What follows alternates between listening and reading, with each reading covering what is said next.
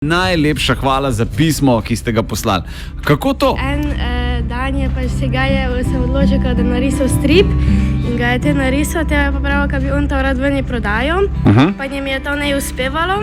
Ja? Te nam pa mama pravila, naj prodajava keksa ali pa kaj takšnega, kar do zdaj bolje kupovali in te smo to prodajala in te nama je to šlo. Kje sta pa to prodajala? Zunaj na pločniku. Zunaj na pločniku. Kdo pa je pekel te piškote? Midva. Ne. Ja. Resno? Ja. Mi smo jih tudi dobili v tisti škatli. Jaz moram reči, da sem vse čokoladne pojedel.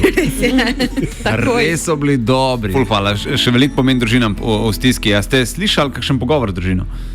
Ja, to je ravno tisto. No, jaz zjutraj zelo zgodaj vstajam, ponovadi pol ure preden vi začnete. Grem najprej teč in pol poslušam, ko začnete ob 5 in ko slišim te zgodbe, ni jutra v bistvu, ko ne bi zajokala. In če le možno, no, se odzovemo takim dobrodelnim akcijam.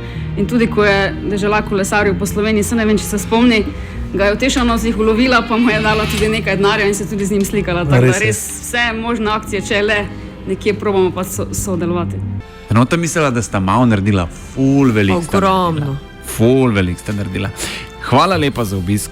Še več takih otrok mami še kakšnega naredite, prav? Jaz mislim, da je zdaj kdo drug na vrsti.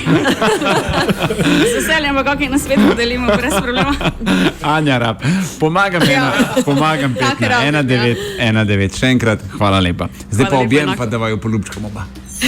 Za še bolj vesel december poskrbita Radio 1 in več dobre glasbe.